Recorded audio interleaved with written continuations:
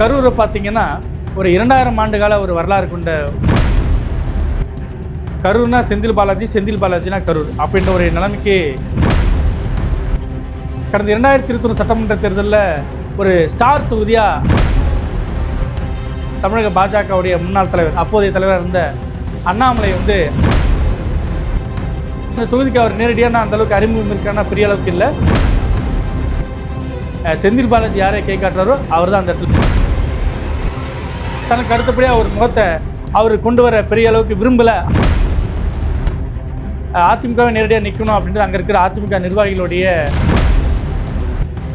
அதிமுக வேட்பாளர் பார்த்தீங்கன்னா முன்னாள் அமைச்சரான எம்ஆர் விஜயபாஸ்கர் தான். அவரையும் அவங்கள தொகுதிக்குள்ளே பார்க்க முடியல அப்படின்றது திமுக நிர்வாகிகளுடைய கருத்தாகவே இருக்குது. அதிமுகவில் செந்தில் பாலாஜி இருக்கும்போது அவருக்காக தானேஷ் களமிறங்கிய நாம் ஏன் வந்துட்டு இந்த கரண்ட் பில்லு விவகாரத்தினால அதிமுகவுக்கு வந்துட்டு டிஎன் டாக்ஸ் நேயர்களுக்கு வணக்கம். நான் உங்கள் அரவிந்த்குமார். ஒவ்வொரு மாவட்ட தேர்தல் கள நிலவரத்தை பார்த்துட்டு வரோம். அந்த வகையில் நாம் இன்னைக்கு பார்க்க இருக்கிறது கரூர் மாவட்டம்.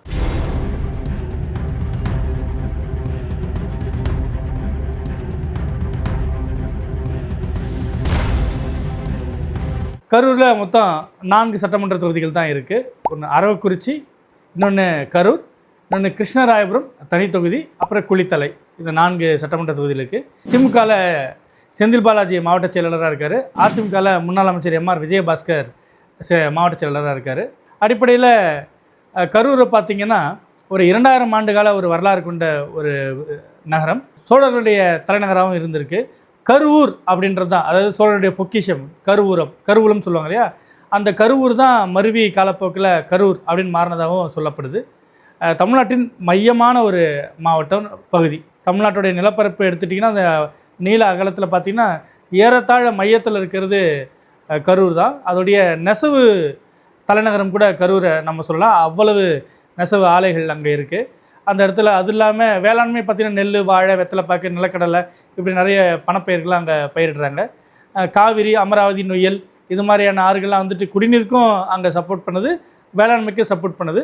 அதே அளவுக்கு சாயக்கழிவுகள் சிக்கலும் அந்த இடத்துல ரொம்பவே அதிகமாக எதிர்கொள்ளக்கூடிய சிக்கலாக இருக்குது. இதுதான் கரூரை பற்றிய ஒரு சுருக்கமான அறிமுகம். இப்போ தொகுதி வாரியாக நம்ம பார்க்கலாம். முதலாவதாக அரவக்குறிச்சி. கடந்த 2021 சட்டமன்ற தேர்தலில் ஒரு ஸ்டார் தொகுதியாக அரவக்குறிச்சி மாறுச்சு. ஏன்னா தமிழக பாஜகவுடைய முன்னாள் தலைவர் அப்போதைய தலைவராக இருந்த அண்ணாமலை வந்து அங்கே போட்டியிட்டார், தோல்வியை தழுவிட்டார். அப்போதுலேருந்து அரவக்குறிச்சி ரொம்ப ஒரு பேசுபொருளான ஒரு தொகுதியாக தான் இருந்துகிட்ருக்கு. அந்த தேர்தலில் பார்த்திங்கன்னா திமுகவில் மோஞ்சனூர் இளங்கோ அப்படின்றவர் போட்டியிடுறாரு, அவர் வெற்றி பெறுறாரு. ஆனால் அந்த தொகுதிக்கு அவர் நேரடியான அந்தளவுக்கு அறிமுகம் இருக்கான பெரிய அளவுக்கு இல்லை. செந்தில் பாலாஜி அடையாளம் காட்டினதுனால அந்த தொகுதிக்குள்ளே வந்தவர் தான் மோஞ்சனூர் இளங்கோ. இந்த முறையும் அவருக்கு சீட்டு கிடைக்குமா அப்படின்னு பார்த்தீங்கன்னா, கரூர் மாவட்டத்தை பொறுத்த வரைக்கும் செந்தில் பாலாஜி நீங்களாக இருக்கக்கூடிய மற்ற 3 தொகுதிகளில் திமுக தான் வெற்றி பெற்றிருக்கு. அந்த 3லேயும் இருக்கக்கூடிய ஆட்களுக்கு அவங்கள அடையாளம் காமிச்சது செந்தில் பாலாஜி தான். அதே போல் அவர் மீண்டும் ஒரு முறை அவங்களுக்கு வாய்ப்பு கொடுத்து அந்த மாவட்டத்தில் தனக்கு அடுத்தபடியாக ஒரு முகத்தை அவர் கொண்டு வர பெரிய அளவுக்கு விரும்பலை அப்படின்னு தான் சொல்கிறாங்க. அதனால் இப்போ சிட்டிங் எம்எல்ஏவாக இருக்கக்கூடிய அந்த 3 தொகுதியில் இருக்கக்கூடிய 3 திமுக எம்எல்ஏக்களுக்கும் கூட மறு வாய்ப்பு கிடைக்குமா? அதில் வந்துட்டு குளித்தலை மட்டும் விட்டுலாம். மாணிக்கம் ஏற்கனவே சீனியர் இருந்தவர். இந்த 2 பேருக்கும் குறிப்பாக அரவக்குறிச்சியில் மோஞ்சனூர் இளங்கோவுக்கு சீட்டு கிடைக்குமா அப்படின்றது ஒரு கேள்விக்குறியாக இருக்குது. ஆனால் கண்டிப்பாக அவர் வந்துட்டு சிட்டிங் எம்எல்ஏ அடிப்படையில் அவர் கேட்க தான் செய்வார் சீட்டு. தமிழ்நாட்டில் ஒரு பெரிய நிலப்பரப்பாக இருக்கக்கூடிய தொகுதின்னு அரவக்குறிச்சி சொல்லலாம். ஆனால் மக்கள் தொகைன்றது அங்கே கம்மி தான். கவுண்டர்ஸ் கம்யூனிட்டி தான் அங்கே அதிகமாக இருக்காங்க.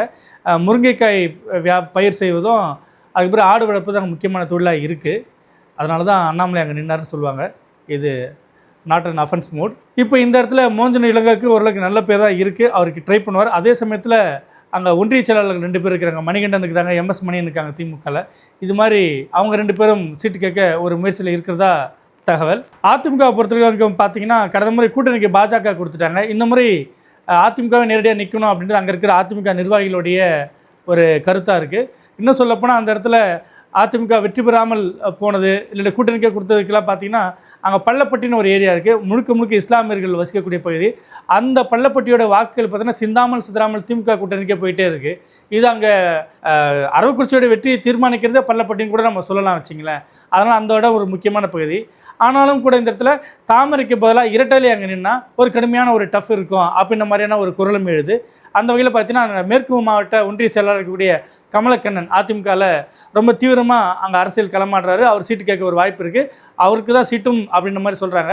அப்படி கமலக்கண்ணன் நிற்கும் பட்சத்தில் இந்த இடத்துல மோஞ்சனூர் இளங்கோவோ இல்லாட்டி செந்தில் பாலாஜி கை காட்டக்கூட வேறு யாராவோ அப்படி அந்த இடத்துல ஒரு டஃப்பான ஒரு காம்படிஷன் வருன்ற மாதிரி தான் அங்கேருந்து வரக்கூடிய தகவல்கள்லாம் சொல்லுது. இல்லை கடந்த முறை நாங்கள் தான் நின்னோம், அதனால் எங்களுக்கு திருப்பி சீட்டு தாங்கன்னு பாஜக அதிமுக கூட்டணியில் கேட்கலாம். அப்படி கேட்டாங்கன்னா பாஜகவில் மாவட்ட தலைவராக இருக்கிற செந்தில்நாதன் ஏற்கனவே 3 முறை நின்று தோற்று போனவர், அவர் சீட்டு கேட்கணுன்ற மாதிரி ஒரு முயற்சி இருக்கார். அப்படி இல்லைன்னா எனக்கு அரவக்குறிச்சியில் எனக்கு கரூராட்சி தாங்க அப்படின்றதும் அவருடைய டிமாண்டில் ஒன்றா இருக்குது. அடுத்தபடியாக மாவட்டத்தின் பெயர் தாங்கிய சட்டமன்ற தொகுதி கரூர். கரூர்னா செந்தில் பாலாஜினா கரூர் அப்படின்ற ஒரு நிலைமைக்கு அந்த மாவட்டத்தை அவர் மாற்றி கொண்டு வந்திருக்கார். அதிமுகவில் இருக்கும்போது திமுகவை முழுக்க முழுக்க தரைமட்டமாக்கியது நிர்மூலமாக்கியதுன்னு பார்த்தா செந்தில் பாலாஜி தான். இன்றைக்கி அந்த இடத்துல திமுக வந்துட்டு இப்படி ஒரு அசுர வளர்ச்சிக்கு கொண்டு வந்து சேர்த்துருக்கிறதும் செந்தில் பாலாஜி தான். இப்போ சிறை சென்று திரும்பிய பிறகு அவர் மேற்கு மண்டல பொறுப்பாளராக கொடுக்கப்பட்டாலும் கூட தன்னுடைய தொகுதியில் ஒரு நாளைக்கு குறைந்தபட்சம் ஒரு 100 நிகழ்ச்சிகளில் அவர் கலந்துக்கிறாரு. ஒரு 6 மாதமாக இங்கே தான் முகாம் போட்டிருக்கார். கரூரில் அவருடைய கால் தடம் படாத ஒரு வீதிகளே இல்லைன்னு சொல்லக்கூடிய அளவுக்கு ஏகப்பட்ட அளவுக்கு அவர் பல்வேறு நிகழ்ச்சிகளில் சின்ன சின்ன காது கூத்தில் ஆரம்பித்து எல்லா குடும்ப விழாக்கள்லையும் அவர் கலந்துக்கிறாரு. அதே போல் அதிமுக யாராச்சும் கொஞ்சம் ஸ்ட்ராங்காக இருந்தாங்கன்னு வச்சிங்களேன், அந்த இடத்துல ஒரு களப்பணியாற்றுறாங்க, ஐடிவிங்கில் பெரிய பரபரப்பாக இருக்கிறாங்கன்னா அங்கே 2 விதமான ட்ரீட்மெண்ட் நடக்குது. ஒன்று, அவங்க மேலே வழக்குகள் பாயுது அதிமுகவினர் மேலே, அப்படின்னா அவங்க வந்துட்டு ஒரு உரிய விலை பேசி அவங்க வந்து கட்சி மாறி வைக்கப்படுறாங்க. இந்த மாதிரியான விஷயங்களும் கரூரில் நடந்துட்டு தான் இருக்குது.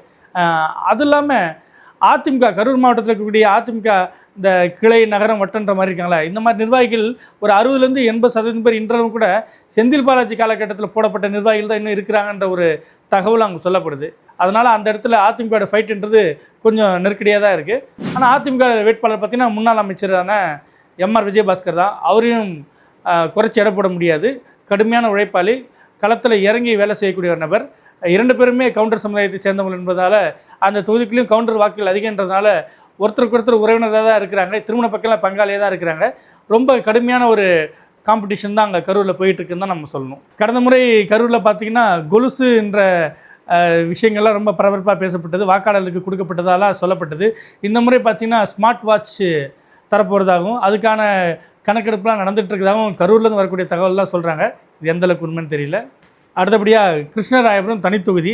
இங்கே வந்து கடந்த முறை யார் பேர் அடிபட்டது திமுகவில் வேட்பாளராக இருப்பாங்கன்ட்டு திடீர்னு சம்மந்தமே இல்லாமல் சிவகாம சுந்தரி அப்படின்னு ஒருத்தவங்களை செந்தில் பாலாஜி கேட்காட்டுறாரு. அவங்க தான் வேட்பாளராக நிற்கிறாங்க, அவங்க தான் இப்போ சிட்டிங் எம்எல்ஏவாக இருக்கிறாங்க. ஆனால் அவங்கள தொகுதிக்குள்ளே பார்க்க முடியல அப்படின்றது திமுக நிர்வாகிகளுடைய கருத்தாகவே இருக்குது. இந்த முறை அவங்களுக்கு மீண்டும் ஒரு வாய்ப்பு கிடைக்கிறது கஷ்டம் தான் சொல்கிறாங்க. அவங்களுக்கு பதிலாக திமுகவில் கட்டளை ரவி, பூவை ரமேஷ் பாபு, இவங்க ஒன்றிய செயலாளர்கள், இவங்கெல்லாம் சீட்டு கேட்டுட்ருக்காங்க. இல்லை கட்டளை ரவிக்கு கொஞ்சம் அதிக வாய்ப்பு இருக்கிறதாகவே அங்கேருந்து வரக்கூடிய தகவல்லாம் சொல்லுது. ஆனாலும் செந்தில் பாலாஜி யாரை கை காட்டுறாரோ அவர் தான் அந்த இடத்துல வேட்பாளர். அவர் தொகுதிக்கு சம்மந்தப்படாதவராக இருந்தாலும் கூட அவங்க தான் நிற்க முடியும். அதிமுகவை பொறுத்த வரைக்கும் பார்த்திங்கன்னா தானேஷ் முத்துக்குமார் என்கின்ற தானேஷ் அசுர உழைப்பாளி அவர். ஆனால் அவர் மேலே கடந்த முறை 2003 சட்டமன்ற தேர்தலில் அவர் மேலே வந்துட்டு ஒரு ரவுடி பிம்பம்ன்ற மாதிரியான அடித்தடி வழக்குகள்லாம் தொடர்புடைய மாதிரியான ஒரு பிம்பம் கட்டமைக்கப்பட்டது. தேர்தல் நெருக்கத்தில் அவர் பழைய தகராறுலாம் செய்த ஒரு சில வீடியோக்கள்லாம் கூட தொகுதி முழுக்க போட்டு காண்பிக்கப்பட்டது. அதுவும் அவருடைய வெற்றி வாய்ப்புக்கு கொஞ்சம் பின்னடைவாக இருந்தது. ஆனாலும் இன்றளவும் அந்த தொகுதிக்குள்ளே இறங்கி வேலை செய்யக்கூடிய ஒரு நபராக தான் அவர் இருக்கார். இந்த முறையும் அவர் தான் வந்துட்டு அதிமுகவில் சீட்டு கேட்க போகிறார். இதில் என்ன ஒரு விசேஷம்னா, அவர் மேலே என்ன மாதிரியான ஒரு பிம்பம் கட்டமைக்கப்பட்டதோ அதெல்லாம் அதிமுகவில் செந்தில் பாலாஜி இருக்கும்போது அவருக்காக தானேஷ் களமிறங்கிய வாக்குவாதங்கள் தான் அவை என்பது தான் குறிப்பிடத்தக்கது. அடுத்தபடியாக குளித்தலை சட்டமன்ற தொகுதி. இங்கே திமுகவோட எம்எல்ஏவாக இருக்கிறது மாணிக்கம். அவர் வந்துட்டு செந்தில் பாலாஜிக்கெல்லாம் சீனியர் தான். அவர் வந்து முத்தரையர் சமூகத்தை சேர்ந்தவர். அடிப்படையில் குளித்தலை வந்துட்டு முத்தரையர் ரெட்டியார் இவங்களுடைய பிரதானமாக இருக்கக்கூடிய ஒரு சமூக பரவலாக்கம் அங்கே இருக்குது. இவர் முத்தரையர் சமூகன்றதுனால அந்த சமூக வாக்குகள் அப்படியே மொத்தமாகவே இவருக்கு பக்கம் சரி. இவருக்கு தொகுதியில் நல்ல பேரும் இருக்குது. இன்றளவும் வந்துட்டு அவர் தொகுதிக்குள்ள சுற்றுப்பயணம் மேற்கொண்டு எல்லாரையும் பார்த்துட்டு தான் இருக்கிறாரு. இந்த முறை மீண்டும் அவர் தான் சீட்டு கேட்க ஒரு வாய்ப்பு இருக்குது. அதிமுக பொறுத்த வரைக்கும் பார்த்தீங்கன்னா கடந்த முறை ரெட்டியார் சமூகத்தை சேர்ந்த சந்திரசேகரன்றவருக்கு சீட்டு கொடுத்துட்டாங்க. அது கொஞ்சம் பின்னடைவாக போயிடுச்சு. ஏன்னா அதில் முத்திரை சமூகத்தை சேர்ந்த விநாயகம் என்றவர் தொடர்ச்சியாக சீட்டு கேட்டுட்டு இருந்தார் அதிமுகவில். ஒருவேளை அவர் நின்றுக்கும் பட்சத்தில் முடிவுகள் மாறி இருக்கக்கூடும். இந்த முறை விநாயகத்துக்கு கொடுத்தாங்கன்னா அது டஃப் காம்படிஷனாக தான் இருக்கும். அடிப்படையில் கரூர் ஏற்கனவே குறிப்பிட்டது போல் நெசவு ஆலைகள் ரொம்ப இருக்கக்கூடிய ஒரு மாவட்டம். அந்த இடத்துல டெக்ஸ் முதலாளி ஆலைகள்லாம் டெக்ஸ் ஆலைகளுடைய முதலாளிகள்லாம் என்ன சொல்கிறாங்கன்னா, இப்போது கரண்ட் பில் வந்து அதிகமாக இருக்குது, அது ஒரு சிக்கலாக இருக்குன்ற மாதிரியான பேச்சு அவங்க அதிகமாக அடிப்படுது. இந்த மாதிரி எப்படி வந்துட்டு ஒரு இஸ்லாமிய சமூகத்தில் வந்துட்டு ஒரு பள்ளிவாசலில் இல்லாட்டி கிறிஸ்தவ தேவாலயங்கள் வந்துட்டு ஒன்று கூடி வந்துட்டு இந்த முறை இவருக்கு வாக்களிக்கலாம் அப்படின்ற மாதிரி ஒரு முடிவு எடுப்பாங்களோ அதை அந்த சமூகம் பின்பற்றுதோ, அதுபோல் கரூரில் பார்த்திங்கன்னா இந்த ஆலைகள் இருக்குல்ல, நெசவு ஆலைகளாக இருக்குல்ல, அங்கே வந்துட்டு 5000, 2000, 3000 இந்த மாதிரி கொத்தாக வாக்குகள்லாம் இருக்குது. அவங்களாம் வந்துட்டு தங்களுடைய முதலாளிகள் சொல்லக்கூடியதை பின்பற்றக்கூடியவங்களாகவும் இருக்கிறாங்க. அப்படி இந்த முறை அந்த டெக்ஸ் ஆலை முதலாளிகள்லாம் பார்த்திங்கன்னா, நாம் ஏன் வந்துட்டு இந்த கரண்ட் பில் விவகாரத்தினால அதிமுகவுக்கு வந்துட்டு ஆதரவு அளிக்கக்கூடாதுன்ற மாதிரியான ஒரு பேச்சுக்கெல்லாம் போகுது. ஆனால் அது எந்தளவுக்கு நடைமுறையில் சாத்தியம், அதுக்கு செந்தில் பாலாஜி எந்தளவுக்கு அதுக்கு மாற்று தீர்வை தருவார் அப்படின்றதுலாம் தெரியல. இதுதான் அங்கே இருக்கக்கூடிய கலை யதார்த்தம். இது போன்ற நுணுக்கமான அரசியல் பார்வை கொண்ட வீடியோக்களை நமது டிஎன் டாக்ஸ் யூடியூப் சேனல் தொடர்ந்து பாருங்கள். நன்றி, வணக்கம்.